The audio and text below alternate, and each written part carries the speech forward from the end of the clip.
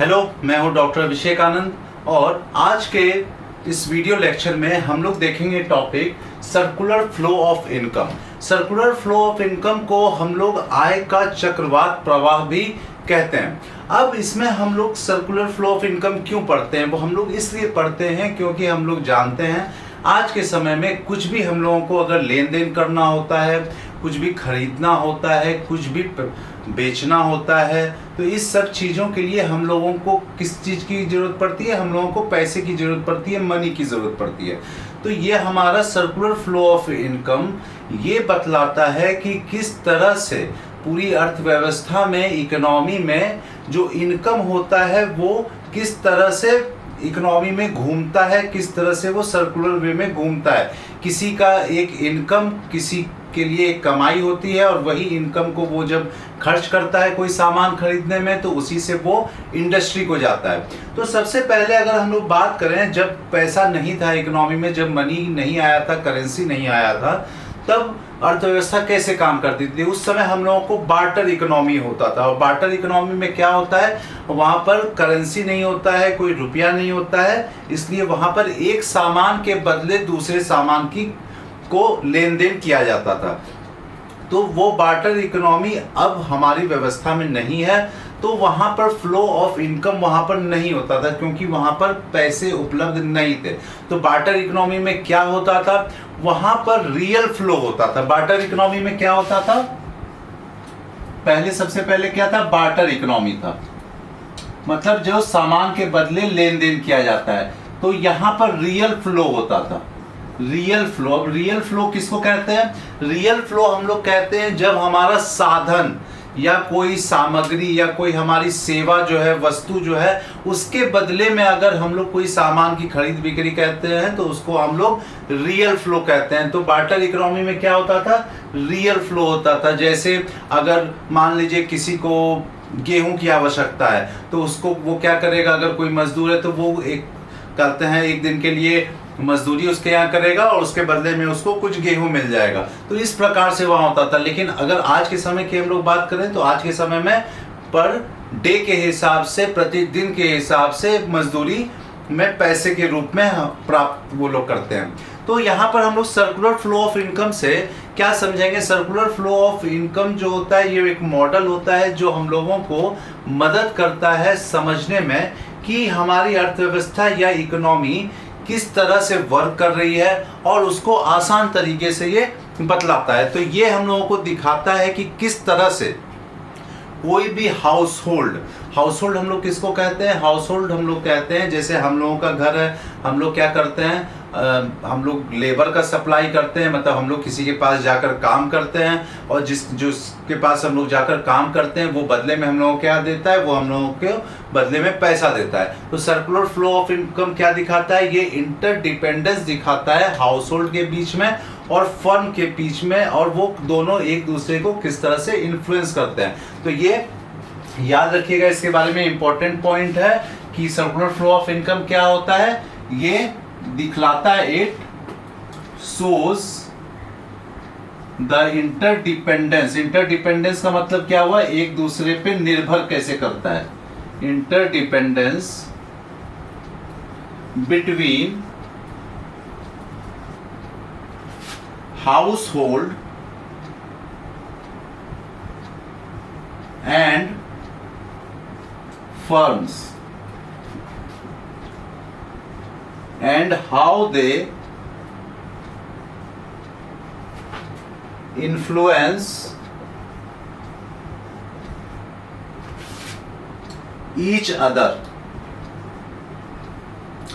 ठीक है, तो ये क्या दिखलाता है सर्कुलर फ्लो ऑफ इनकम? ये दिखलाता है कि किस तरह से एक दूसरे पे हाउस होल्ड और फर्म ये एक दूसरे पे इंटरडिपेंडेंट है, निर्भर करता है, और कैसे एक दूसरे को प्रभावित करता है, इन्फ्लुएंस करता है। तो हाउस होल्ड जो लेबर सप्लाई करता है, फर्म जो प्रोडक्ट बनाता है। अब फर्म को प्रोडक्ट बनाने के लिए क्या चाहिए? लेबर चाहिए। और लेबर कहाँ उपलब्ध है? हाउस होल्ड में उपलब्ध है। तो हाउस होल्ड क्या करता है? लेबर सप्लाई करता है, उसके बदले में फर्म उसको क्या देता है? वेजेस देता है, उसको रुपया देता है, और वो रुपया लेबर क्या करता है, उसी रुपये से उस फर्म में जो प्रोडक्शन किया गया है, जो मैन्युफैक्चर किया गया है, उसको वो खरीदता है, जो कि फर्म की भी आय बन जाती है। तो सर्कुलर फ्लो ऑफ इनकम और एक्सपेंडिचर जो होता है, जो खर्च होता है, वो मतलब रखता है कि प्रोसेस, वो प्रोसेस को बतलाता है जिससे नेशनल इनकम और एक्सपेंडिचर जो है flow in a circular manner, वो जो सर्कुलर मैनर में जो फ्लो करता है वो इस चीज को दिखाता है कि कैसे नेशनल इनकम और एक्सपेंडिचर सर्कुलर वे में कंटिन्यूअसली फ्लो करता रहता है। तो इसको भी हम आप लोग नोट कर सकते हैं, लिख सकते हैं इस प्रकार से कि circular flow of income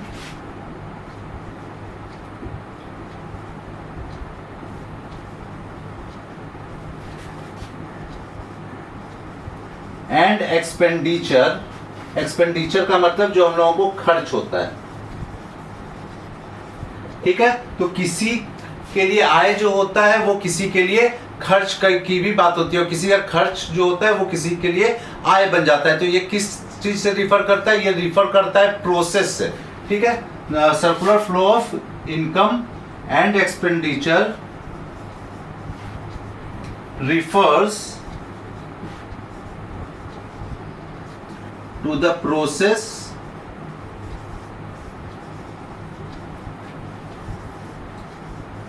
of flow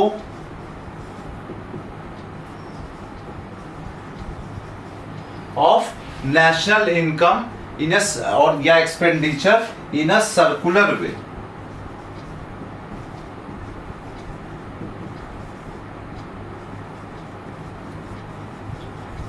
ठीक है।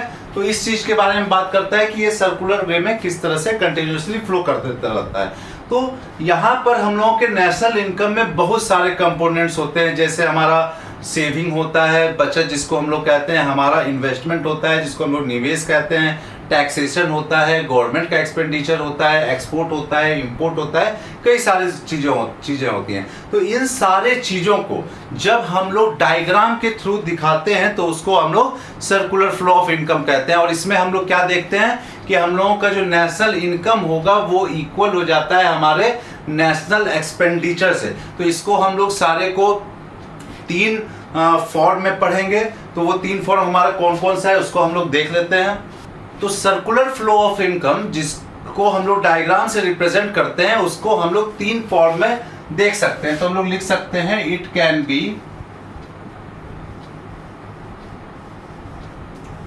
Explained in following forms.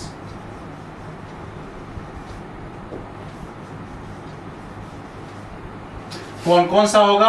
एक होगा हमारा टू सेक्टर इकोनॉमी। ठीक है, ये टू सेक्टर का हम लोग इसमें इकोनॉमी को देखेंगे। अब टू सेक्टर में कौन कौन सा आएगा? टू सेक्टर में आएगा एक हाउस होल्ड और दूसरा फर्म। तो टू सेक्टर में हम लोग किसका बीच में देखेंगे रिलेशन? हाउस होल्ड और फर्म का देखेंगे हम लोग। नेक्स्ट है हमारा टू सेक्टर का थ्री सेक्टर इकोनॉमी।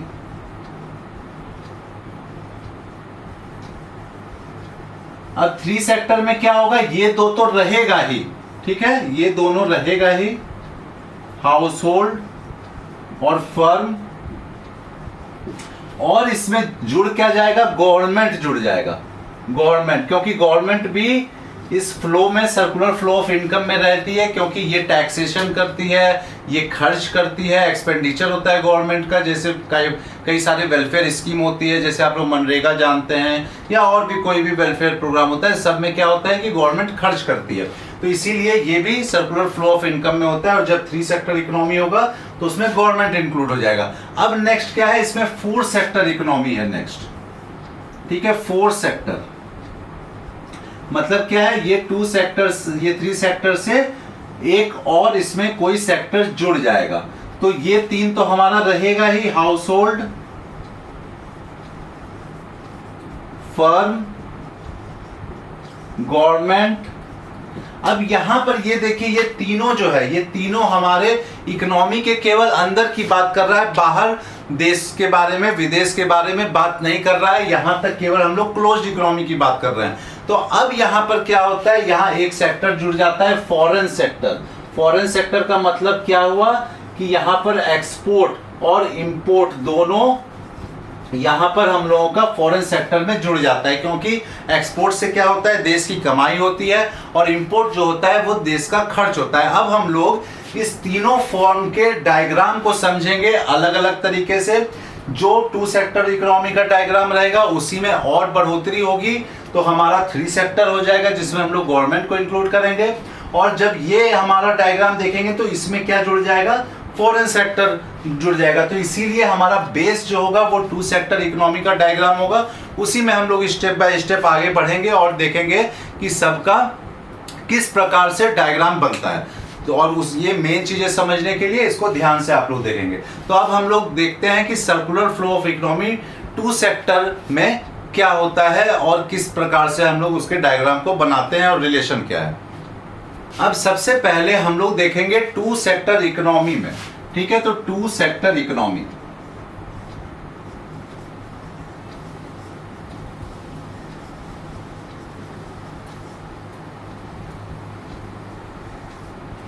तो टू सेक्टर इकोनॉमी में हम लोग किस किस को लेते हैं, हम लोग टू सेक्टर इकोनॉमी में लेते हैं हाउस होल्ड को और बिजनेस को, ठीक है। हम लोग लेते हैं एक हाउस होल्ड को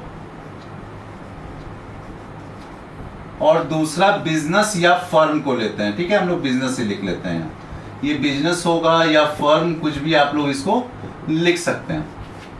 अब देखिए हम लोगों को यहां क्या समझना है, हाउस होल्ड सेक्टर क्या करता है।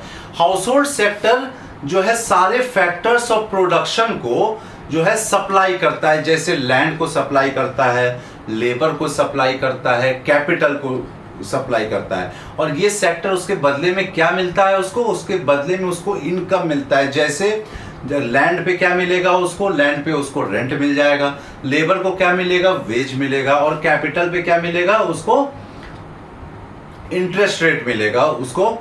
ये तो फिर हम लोग लिख सकते हैं हाउस होल्ड सेक्टर के बारे में कि हाउस होल्ड सेक्टर जो होता है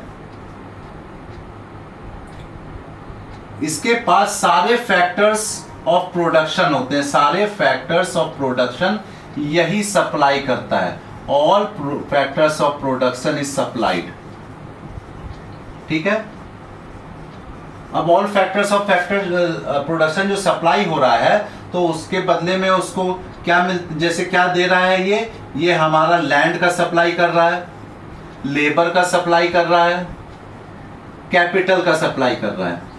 किसको कर रहा है ये सप्लाई, ये सप्लाई कर रहा है बिजनेस को। और जब बिजनेस को ये सप्लाई करता है, मान लीजिए कि मैं एक लेबर हूं और मैं गया किसी बिजनेस फर्म में काम करने की, तो उसके बदले में मुझे क्या मिलेगा, उसके बदले में इनकम मिलेगा। या मैंने किसी बिजनेस फर्म को अपना जमीन दिया हुआ है लीज पे, तो उसके लिए बदले में मुझे क्या मिलेगा, उसके बदले में रेंट मिलेगा। तो उसके बदले में ये क्या देता है, इन लोगों को इनकम देता है, ठीक है।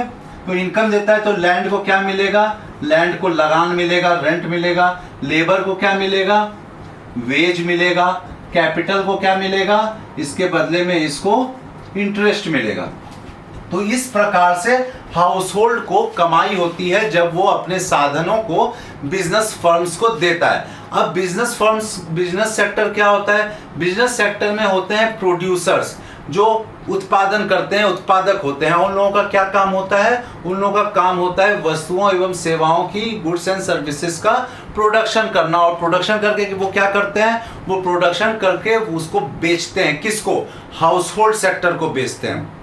तो इसीलिए हम लोग कह सकते हैं कि हाउस होल्ड सेक्टर जो होता है वो इनकम उसको जो मिलता है हमारे बिजनेस सेक्टर से, उसे वो खर्च कर देता है। किस चीज में खर्च कर देता है, हमारे बिजनेस सेक्टर के जो प्रोडक्ट हुए हैं उसको खरीदने में वो खर्च कर देता है। तो हम लोग इसके बारे में क्या लिख सकते हैं, बिजनेस सेक्टर फर्म के बारे में, इसमें क्या होता है, प्रोड्यूसर्स होते हैं। प्रोड्यूसर्स मतलब उत्पादक, हु प्रोड्यूसेस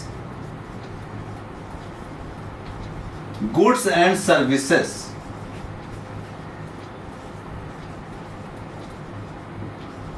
ठीक है। अब ये जो गुड्स एंड सर्विसेज को जो बना रहे हैं, जो ये लोग उत्पादन कर रहे हैं, इसको खरीदेगा कौन, इसको खरीदेगा हाउस होल्ड सेक्टर। तो इसमें हम लोग क्या कर सकते हैं, और household sector buys products of business sector. ठीक है, तो इस प्रकार से एक दूसरे से ये दोनों रिलेटेड होते हैं। तो अब हम लोग इसे एक डायग्राम के माध्यम से समझ सकते हैं। उम्मीद है आप लोगों को समझ में आ गया होगा। हाउस होल्ड सेक्टर क्या करता है? हाउस होल्ड सेक्टर हम बिजनेस को लैंड, लेबर, कैपिटल सप्लाई करता है, और जब वो उसको सप्लाई कर रहा है बिजनेस फर्म को, तो उसके बदले में उसको क्या मिलता है? उसके बदले में उसे इनकम मिलता है। किस रूप में? वेज के रूप में, प्रॉफिट के रूप में, या इंटरेस्ट के रूप में। अब बिजनेस सेक्टर क्या करता है? बिजनेस सेक्टर प्रोडक्शन करता है उन साधनों के माध्यम से, उन फैक्टर्स ऑफ प्रोडक्शन के माध्यम से। तो जब वो प्रोडक्शन करता है तो वो किसी को तो बेचेगा, तो कौन खरीदेगा? तो ये हाउस होल्ड सेक्टर के लोग खरीदेंगे जिन्हें इनकम प्राप्त हुआ है बिजनेस सेक्टर से। तो इस प्रकार से ये दोनों रिलेटेड होते हैं। अब इसे हम लोग डायग्राम में समझेंगे। तो इसके डायग्रामेटिक रिप्रेजेंटेशन हम लोग कैसे कर सकते हैं? एक तरफ हम लोग ले लेते हैं बिजनेस सेक्टर और दूसरी ओर हम लोग ले लेते हैं हाउस होल्ड को।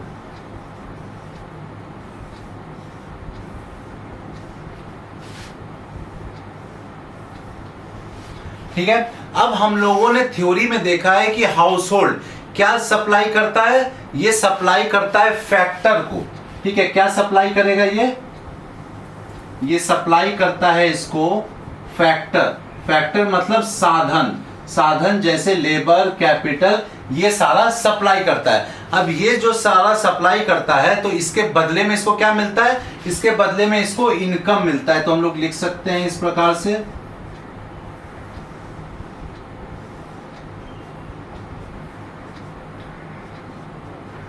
इसके बदले में इसको इनकम पेमेंट मिलता है। ठीक है, अब देखिए, अब ये इस जरिए से ये बिजनेस सेक्टर जो है अपने प्रोडक्ट का प्रोडक्शन तो कर लिया इस फैक्टर के बदले, और उसके बदले एवज में हाउस होल्ड को वो इनकम भी दे दिया। लेकिन अब प्रोडक्ट जो बेचेगा, ये प्रोडक्ट खरीदेगा कौन? ये प्रोडक्ट खरीदेगा हमारा हाउस होल्ड सेक्टर। ठीक है, तो ये क्या होगा? प्रोडक्ट। ये प्रोडक्ट किसके पास जाएगा? बिजनेस से हाउस होल्ड सेक्टर पे जाएगा, और हाउस होल्ड इसके लिए क्या करेगा? खर्च करेगा। किस चीज के लिए? उसके उपभोग के लिए, मतलब कंजम्पशन एक्सपेंडिचर। तो हम लोग लिख सकते हैं कि ये क्या करेगा? जो खर्च हो रहा है इसको हम लोग क्या लिखेंगे कि ये कंजम्पशन एक्सपेंडिचर है।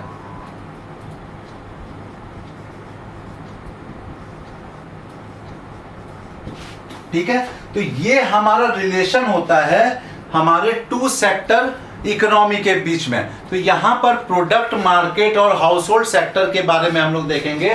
तो क्या करता है हाउस होल्ड सेक्टर? ये प्रोडक्ट को खरीदता है और उसके बदले में ये क्या करता है? कंजम्पशन का एक्सपेंडिचर करता है, जो कि उसके लिए वो खर्च है।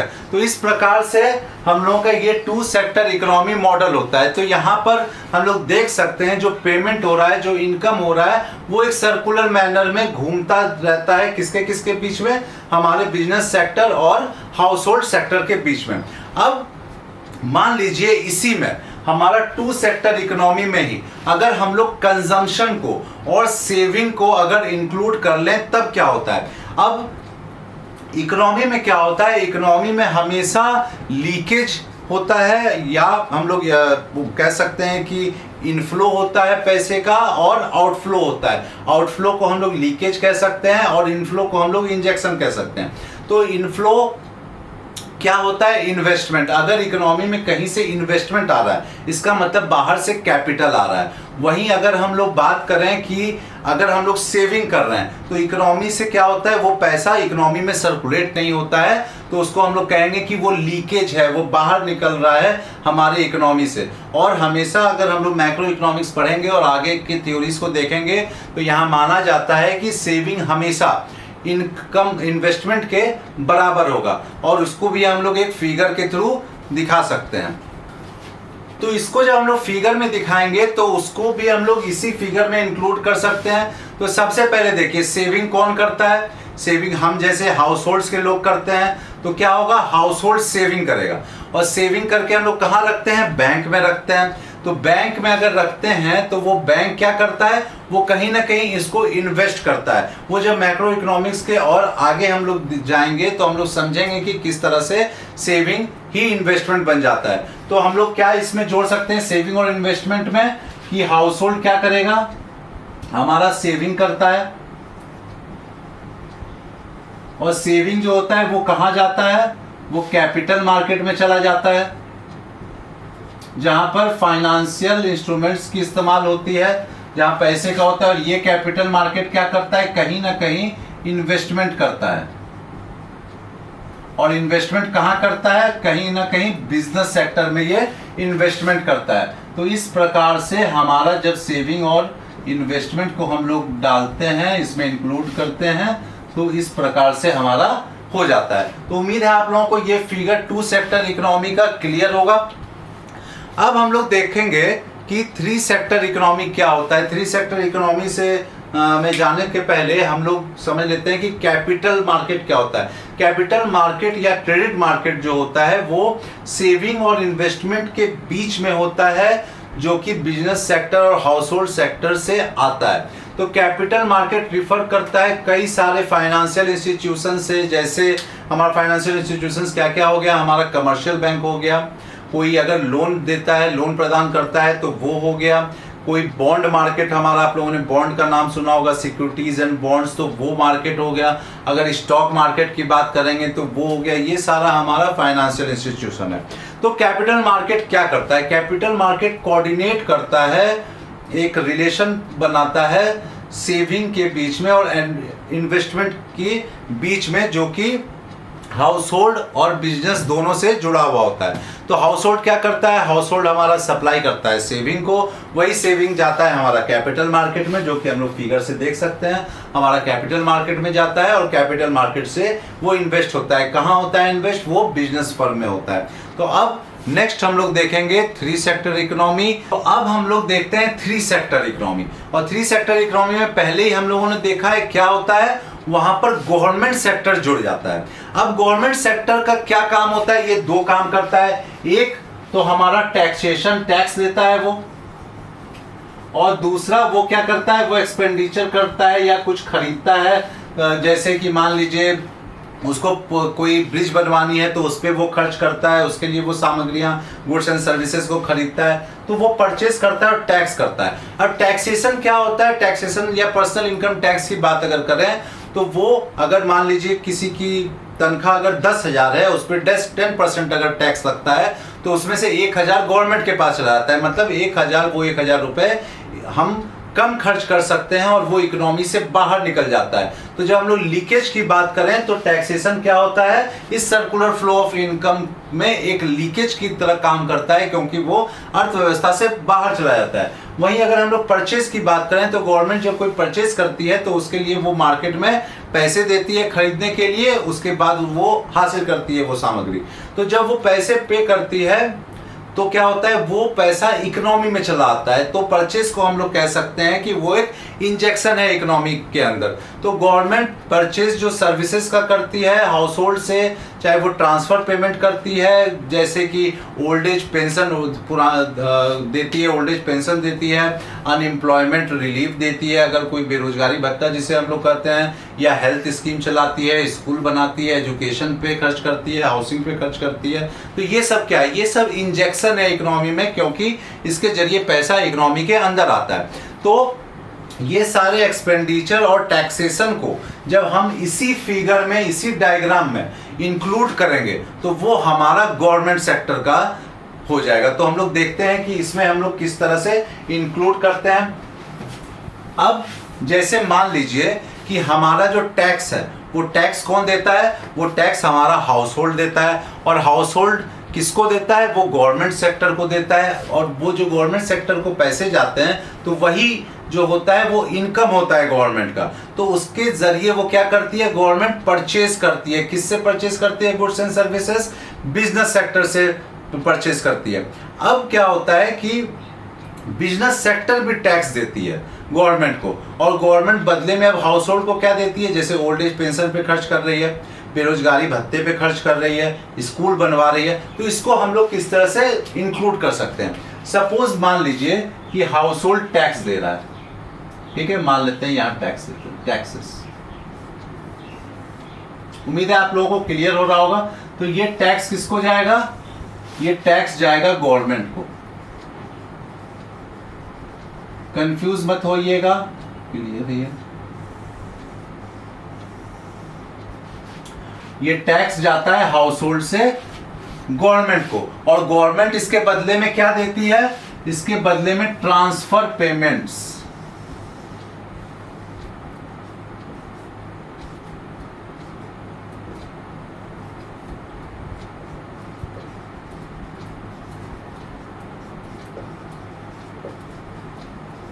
ठीक है, क्लियर है। अब ट्रांसफर पेमेंट्स को समझ लीजिए। ट्रांसफर पेमेंट्स कहते हैं, जैसे कहते हैं वृद्धा पेंशन गवर्नमेंट देती है, जैसे अनएम्प्लॉयमेंट भत्ता देती है, बेरोजगारी भत्ता देती है, ये सब ट्रांसफर पेमेंट्स हुआ। ट्रांसफर पेमेंट्स वैसे पेमेंट होते हैं जो बिना काम के, बिना किसी प्रोडक्शन के, बिना किसी हिस्से कहते हैं कुछ काम किए जब लोगों को मिलता है तो उसे हम लोग ट्रांसफर पेमेंट कहते हैं। ठीक है, तो ये ट्रांसफर पेमेंट्स देती है हाउस होल्ड को, एजुकेशन के रूप में, हेल्थ सिक्योरिटी, हॉस्पिटल के रूप में, तो ये सारा कुछ हमारा होता है। अब बिजनेस सेक्टर भी क्या करता है? टैक्स करता है, जिसको हम लोग कॉर्पोरेट टैक्स कहते हैं। तो ये भी क्या करता है? टैक्स देता है। किसको देता है? गवर्नमेंट को टैक्स देता है। ये फिगर काफी इंपॉर्टेंट है 2 सेक्टर, 3 सेक्टर और 4 सेक्टर के, इसीलिए इसमें कंफ्यूजन मत रखिएगा। तो ये हमारा टैक्स गवर्नमेंट को जाता है, और गवर्नमेंट क्या रिलेशन है बिजनेस सेक्टर से? ये इससे खरीदती है गुड्स एंड सर्विसेज। ठीक है, तो परचेज करती है, ये परचेज क्या? गुड्स एंड सर्विसेज को परचेज करती है। तो ये है हमारा 3 सेक्टर इकोनॉमी। क्या क्या इंक्लूड हो गया इसमें? बिजनेस सेक्टर, हाउस होल्ड और गवर्नमेंट, ये 3 सेक्टर हमारा यहाँ पर इंक्लूड हो गया है। तो इसको हम लोग कहेंगे कि ये 3 सेक्टर इकोनॉमी है। ये फिगर में हम लोगों का हाउस होल्ड, बिजनेस, गवर्नमेंट सारा साथ में आ गया है, और हम लोग देख सकते हैं किस तरह से इनकम जो है इनफ्लो हो रहा है और आउटफ्लो हो रहा है सर्कुलर पाथ में। टैक्सेशन हमारा लीकेज हो जाता है गवर्नमेंट में, जो कि हम लोगों के कंजम्पशन को रिड्यूस करता है, क्योंकि वो हमारे डिस्पोजेबल इनकम को घटाता है, तो हम लोग कम कंज्यूम कर पाते हैं, कम उपभोग कर पाते हैं। उस कारण से सेविंग जो होता है हाउस होल्ड का वो घट जाता है। अब जब हम लोगों का कंजम्पशन घट गया है तो उस कारण से क्या होगा? सेल्स है जो या इनकम है वो भी घट जाएगा। वहीं अगर टैक्स बिजनेस सेक्टर पे लगाते हैं तो वो इन्वेस्टमेंट को रिड्यूस कर देता है। तो ये था हमारा 3 सेक्टर इकोनॉमी। अब नेक्स्ट है हमारा 4 सेक्टर इकोनॉमी, जिसको हम लोग नेक्स्ट वीडियो लेक्चर में देखेंगे। तो आज के लिए इतना ही। Thank you.